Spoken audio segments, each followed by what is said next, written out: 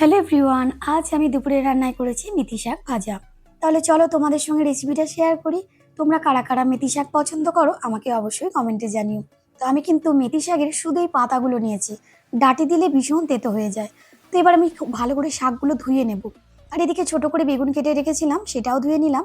তো এদিকে গ্যাসে কড়া বসিয়ে দিয়েছি, তো গরমও হয়ে গিয়েছে। আর দিয়ে দিলাম কিছুটা পরিমাণ সর্ষের তেল। আর দিয়ে দেবো ফোড়নে কালো জিরে, একটা চেরা কাঁচা লঙ্কা। নাড়িয়ে চাড়িয়ে ভেজে নিয়ে ফ্লেভারটা বেরিয়ে এলে টুকরো করে কাটা বেগুনগুলো দিয়ে ভালো করে নাড়িয়ে চাড়িয়ে ভেজে নেবো। এবারে দিয়ে দেবো অল্প করে একটু হলুদ, দিয়ে আর একটু ভালো করে ভেজে নেব। তো বেগুন কিন্তু অনেকটাই ভাজা হয়ে এসেছে, এবার মেথি শাকটা দিয়ে দেবো। আর দিয়ে দেবো কয়েকটা চেরা কাঁচা লঙ্কা আর পরিমাণ মতো নুন। তো দিয়ে এবার ঢাকা দিয়ে দিয়েছিলাম, ঢাকা খুলে দেখলাম অনেকটাই সিদ্ধ হয়ে এসেছে। তো এবার নাড়িয়ে চাড়িয়ে ভালো করে ভেজে নেব। আর চেরা কাঁচা লঙ্কাগুলো কিন্তু একেবারেই সিদ্ধ হয়ে এসেছে, এগুলো ভালো করে মেথি শাকের সঙ্গে মিশিয়ে দিচ্ছি। মেথি শাক একটু ঝালঝালি ভালো হয়।